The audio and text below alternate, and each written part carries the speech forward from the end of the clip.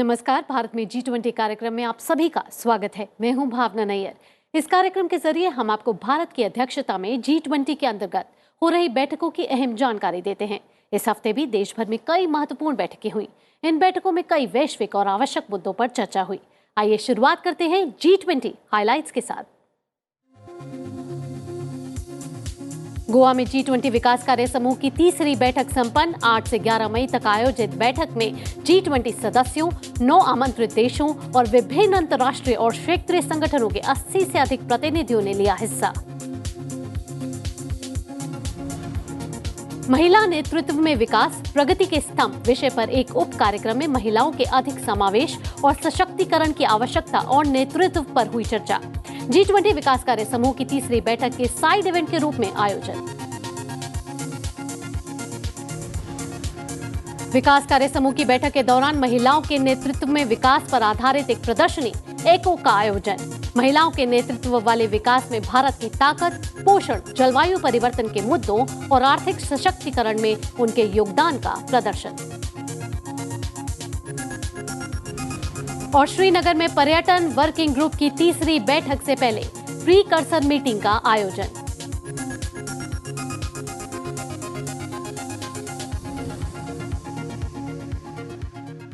आइए अब जानते हैं G20 से जुड़ी महत्वपूर्ण घटनाओं को विस्तार से। भारत की अध्यक्षता में तीसरी G20 डेवलपमेंट वर्किंग ग्रुप यानी विकास कार्य समूह की बैठक गोवा में संपन्न हुई।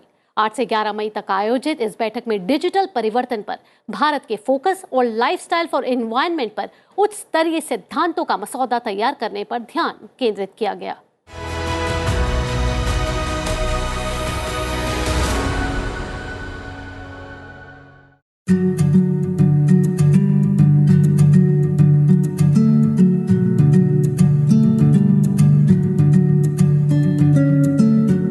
G20 डेवलपमेंट वर्किंग ग्रुप की बैठक की औपचारिक शुरुआत गोवा के ताज रिजॉर्ट एंड कन्वेंशन सेंटर में हुई। 11 मई तक आयोजित होने वाली इस बैठक में G20 सदस्यों, 9 आमंत्रित देशों और विभिन्न अंतर्राष्ट्रीय और क्षेत्रीय संगठनों के 80 से ज्यादा प्रतिनिधियों ने भाग लिया। विदेश मंत्रालय में आर्थिक संबंध सचिव दम्मू रवि के एक वीडियो संबोधन के साथ ये बैठक शुरू हुई। अपने संबोधन में दम्मू रवि ने जोर दिया कि भारत ने DWG के लिए एक महत्वाकांक्षी एजेंडा रखा है, जिसका उद्देश्य समावेशी और टिकाऊ विकास लाना और SDG की उपलब्धि को सबसे आगे रखना है। बैठक के दूसरे दिन सभी के लिए डिजिटल परिवर्तन पर भारत के फोकस पर बातचीत हुई। गोवा में विकास समूह की बैठक के तीसरे दिन लाइफस्टाइल फॉर एनवायरनमेंट पर उच्च स्तरीय सिद्धांतों यानी HLPs का मसौदा तैयार करने पर ध्यान केंद्रित किया गया। सत्र के दौरान कई मुद्दों पर आम सहमति बनी। I'm Fayaz King from the United Nations Office of the Secretary General's Envoy on Technology in New York. We've been having extensive discussions here, working out the details and getting consensus on some very important issues: data for development, on digital transformation, on life, on women-led development. Progress so far has been great. The hospitality has been excellent, and we look forward to a successful discussion and dialogue. I would like to thank and express great appreciation for the India as a country, as a presidency. This is our third meeting here as a delegate, as Italian delegate here, and we've been really enjoy the great hospitalities that this country, the president, has offered to us, and also many thanks to the state of governor of Goa, where we are hosted this time. Very appreciated, and. The India president is really hardworking and putting a lot of efforts. And now this meeting we are discussing and trying to advance the finalization of the deliverables. We are looking forward to the Varanasi Development Ministerial Meeting, which is going to be an important moment for all of us, for the G20, for the collective group of countries there, where also we will expect to present and submit to the minister for the minister attention these deliverables that we are discussing here today and the coming following days. It's my first time to be here to India, also to Goa. I heard a lot about Goa. Goa is a wonderful city. It's a tourist city in India. So I hope that I will have a chance to experience this. It's the historical heritage or sightseeing.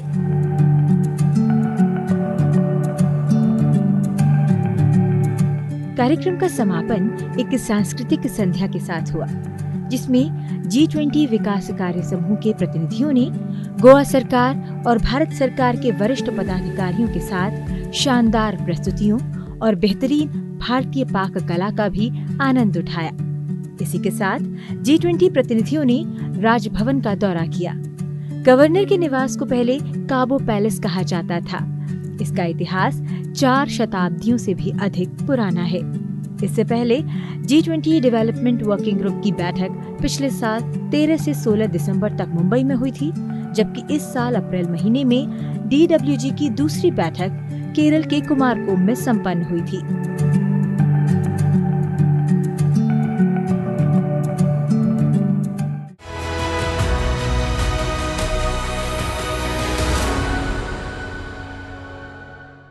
DWG बैठक से पहले 8 मई को महिला नेतृत्व विकास पर एक side event का आयोजन किया गया। इस आयोजन के दौरान लैंगिक समानता और महिलाओं के नेतृत्व में विकास का लक्ष्य प्राप्त करने के लिए आर्थिक, सामाजिक, सांस्कृतिक और राजनीतिक निर्णय लेने की प्रक्रिया में महिलाओं की पूरी भागीदारी होने को लेकर चर्चा की गई।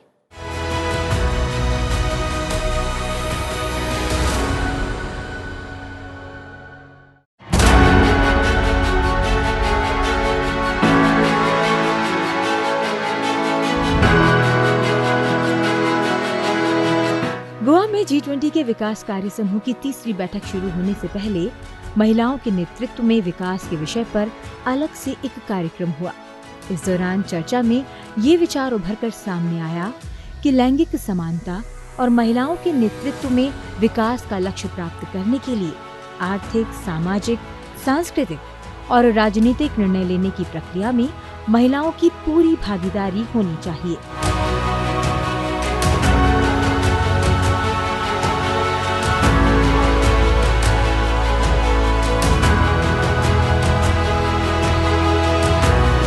इस अवसर पर विदेश मंत्रालय के संयुक्त सचिव नागराज नायडू ने अपने स्वागत भाषण में पीढ़ीगत समानता का निर्माण करने की आवश्यकता पर जोर दिया।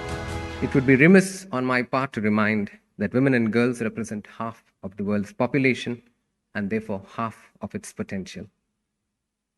In today's exceptionally challenging context, gender equality and women's empowerment are key to achieving the vision that we've all collectively have put together, and that's of leaving no one behind. All men and boys are key partners to embrace and advance the agenda for gender equality and women's empowerment. However, without heightened commitment from the global community, gender equality will remain nothing more than an unrealized goal. The case has long been made clear.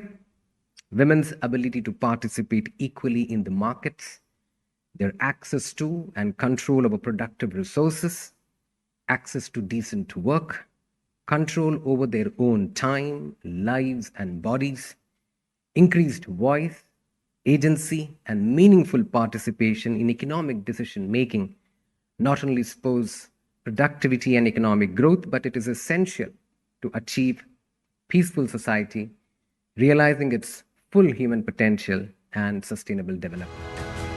उन्होंने कहा कि महिलाओं के नेतृत्व में विकास के दृष्टिकोण के माध्यम से G20 उनकी पूरी सामर्थ्य का उपयोग करे। The freedom to work by choice in conditions of dignity, safety, and fairness is integral to human welfare. Guaranteeing that women have access to this right is an important end in itself. At the same time, social and political empowerment are crucial stepping stones in increasing women's voice, agency, and choice. In an age that is largely shaped by technological advances, having the know-how and the opportunity to design, to manufacture, to operate and use technology and science-based solutions will be critical to the advancement of young people and crucial for girls and women's health, education, voice and empowerment, and to deliver on the promise of girls' education and women empowerment agenda in the 21st century. इस कार्यक्रम का आयोजन G20 सचिवालय ने observer research foundation के साथ मिलकर किया। इसमें अंतर्राष्ट्रीय संगठनों, शिक्षाविदों, थिंक टैंकों और नागरिक समाज के कई हाई प्रोफाइल विशेषज्ञों और वक्ताओं की भागीदारी देखी गई। G20 प्रतिनिधियों ने महिलाओं के नेतृत्व वाले विकास से संबंधित विभिन्न मुद्दों पर चर्चा की, जिसमें उभरते क्षेत्रों में महिलाएं और अर्थव्यवस्था और वर्दीधारी सेवाओं में महिलाओं का नेतृत्व शामिल है। महिलाओं और अर्थव्यवस्था पर पैनल डिस्कशन में लैंगिक समानता पर डिजिटल परिवर्तन, अपस्किलिंग और रीस्किलिंग के प्रभाव पर विचार विमर्श किया गया। बैठक में भारतीय नौसेना की महिला अधिकारियों ने भी भाग लिया। महिला नेतृत्व विकास विषय पर अधिकारियों ने संचालन, जहाज निर्माण, चिकित्सा देखभाल और साहसिक कार्य को कवर करते हुए अनफॉर्म्ड सेवाओं में महिला नेतृत्व पर अपने विचार साझा किए। When I was a child, my parents always told me, we have a Rani Lakshmi Bai here in my house. So that is when I thought I am a soldier. Right from my childhood, I used to always think I'm already a soldier. So this is the kind of upbringing that we need. So this is what we expect from our parents and the kind of upbringing for a women-led development. With women being included on board ships, the medical officers are now part of these rescue missions. And seeing them, seeing a woman, it's a soft force. What I have read recently is that even women as part of UN peacekeeping mission, the people, the natives respond more to them than they would respond to the male combatant. So yes, having women there as first responders in humanitarian needs from Navy, from Army also. In Turkey, we saw Operation Dost, where the picture of 60 para-field hospitals medical officer with a Turkish woman was in the headlines. Yeah, so yes, it is exciting because that is something else which the youngsters would look to. Earlier, the women, they only came into the non-combat role, but now women are also inducting in the combat roles. With this, they are likely to fight the wars in the future, specifically in the combat roles. Today, the war is all about the intelligent war, the digitized war, and more focused on the technology. So I feel that these smarter women like us, who are directly involved in the forefront for fighting the war, and these smarter women like you and outside, who are indirectly involving themselves towards the preparation of these wars, we are trained and we can face them. The job or the role which I get for my education is equivalent to what a man would get for his equivalent education. So the roles are defined, but there's a lot of space which you need to create for yourself, and it's most welcome. So like the moment I say that to my superior that, you know what, sir, I think we should do it this way and not that way, or maybe, I feel a little that you're probably not asking me enough. So there have been situations where the officer has felt, you know what, sending her on board at 3 a.m. in the morning, she might not want to go. So that's when I step in and I say, no, that's my ship, I want to go. So you don't please take that call and say that, no, you don't go. I will go at 3 a.m. in the morning. And the beauty is that I have never felt unsafe. So the entire dockyard, the entire naval structure is so secure. Never in my head did I ever feel that, you know what, I'm a girl, I'm a lady. So the entire ship is fully, so that time it was manned by a crew of all men, sailors, officers, and eventually, so initially they were also a little jarred at what is this girl coming at 3 a.m. in the morning and taking rounds of the ship. And after a while, they got so used to it, they used to keep lemon water for me in the wardroom. She'll come at 3 a.m. in the morning, she might want to have a lemon water or a juice or something, so they would keep it in the pantry. So that's how, so it's very welcoming, but you need to push and create your space a little bit.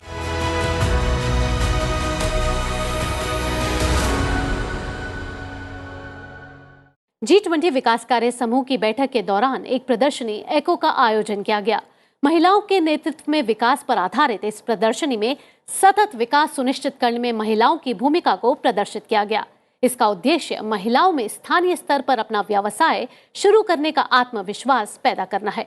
प्रदर्शनी में महिलाओं के नेतृत्व वाले विकास में भारत की ताकत, पोषण, जलवायु परिवर्तन के मुद्दों और आर्थिक सशक्तिकरण में उनके योगदान को प्रदर्शित किया गया।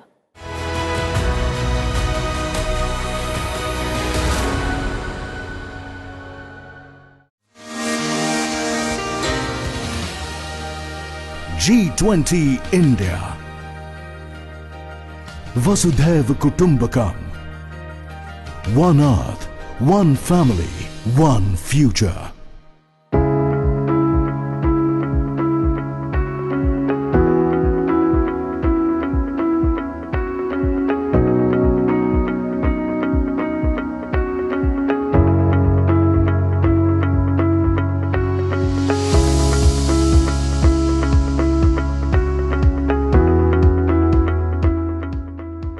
G20 विकास कार्य समूह की औपचारिक बैठक शुरू होने से पहले भारत की महिलाओं के नेतृत्व वाली पहलों को प्रदर्शित करती एक प्रदर्शनी एको का उद्घाटन किया गया।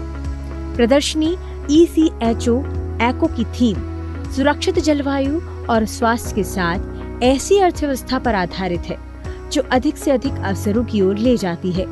केंद्रीय विदेश मंत्रालय की G20 संयुक्त सचिव ईनम गंभीर ने बताया कि इस प्रदर्शनी में जमीनी कारोबार, महिला उद्यमियों, पर्यावरण से जुड़े लोगों और महिला समूहों के साथ काम करने वाले लोगों को प्रदर्शित किया गया। इस प्रदर्शनी का आयोजन महिला एवं बाल विकास मंत्रालय ने विदेश मंत्रालय के सहयोग से किया था।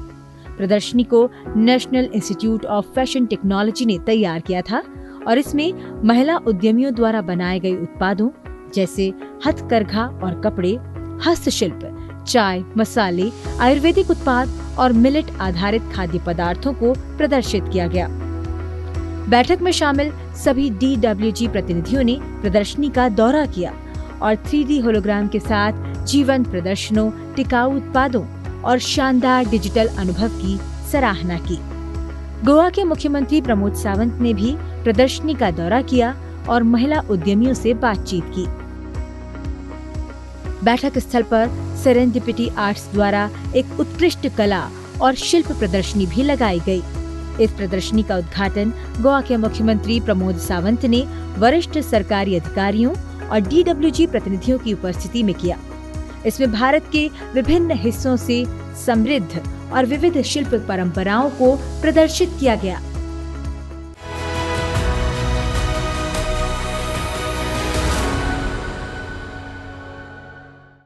और अब खबर कश्मीर से। कश्मीर घाटी 22 से 24 मई के बीच अंतर्राष्ट्रीय पर्यटन पर G20 बैठक की मेजबानी करेगी, जिसमें श्रीनगर बैठकों का मुख्य स्थान होगा। इसकी प्रीकर्सर मीटिंग के रूप में G20 मॉडल समिट और भारत में फॉरेन मिशन के अध्यक्षों की बैठक का आयोजन किया गया।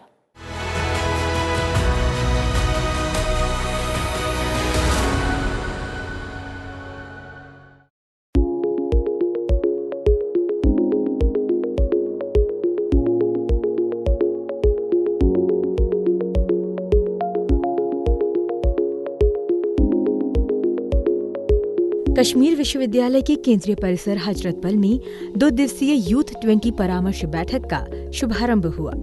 जम्मू कश्मीर के उपराज्यपाल मनोज सिन्हा ने गुरुवार को बैठक का उद्घाटन किया।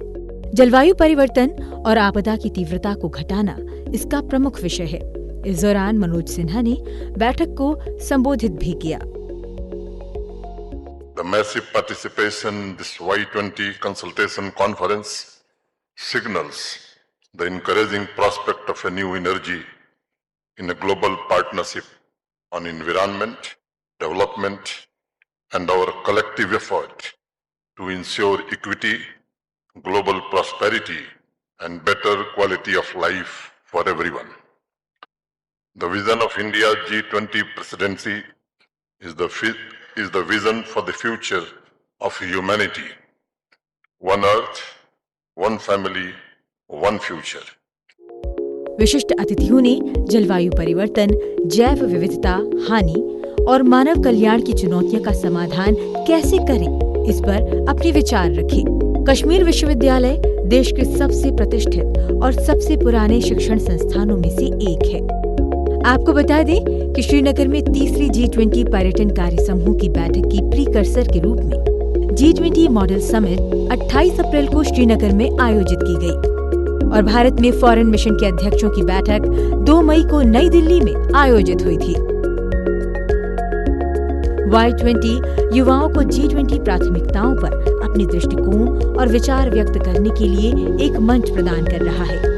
यूथ 20 समिट 2023 के तहत आगामी कुछ महीनों के लिए स्कूलों, कॉलेजों, विश्वविद्यालयों, शहरी स्थानीय निकायों और पेशेवर संघों, राज्यों, केंद्र शासित प्रदेशों में विभिन्न चर्चाओं के साथ साथ 5 Y20 विषयों पर परामर्श हुआ।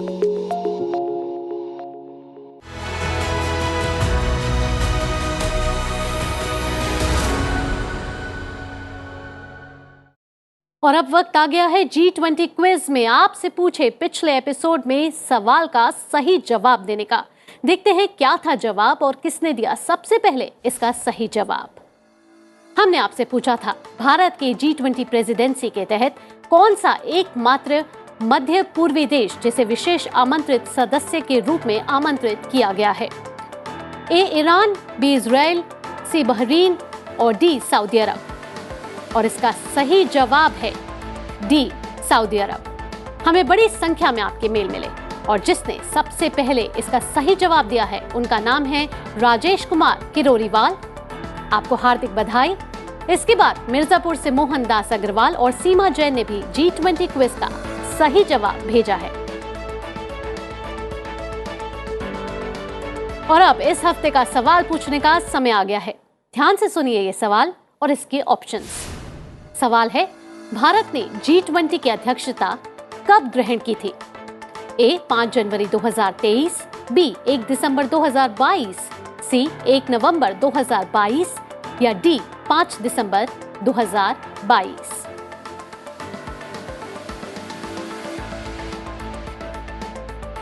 अपने जवाब और फीडबैक आप g20.sansadtv@gmail.com पर भेज सकते हैं।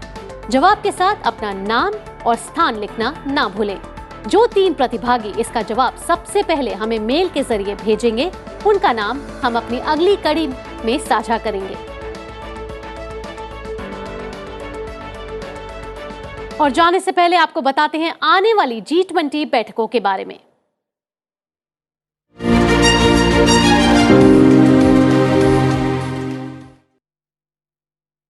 15 से 17 मई को भुवनेश्वर में सांस्कृतिक कार्यदल की दूसरी बैठक होगी और 15 से 17 मई को ही एनर्जी ट्रांजिशन वर्किंग ग्रुप की तीसरी बैठक मुंबई में आयोजित की जाएगी। फिर 21 मई को मुंबई में ही पर्यावरण और जलवायु स्थिरता कार्य समूह की तीसरी बैठक में पर्यावरण से संबंधित विषयों पर चर्चा की जाएगी। और 22 से 24 मई को श्रीनगर में पर्यटन वर्किंग ग्रुप की तीसरी बैठक आयोजित की जाएगी।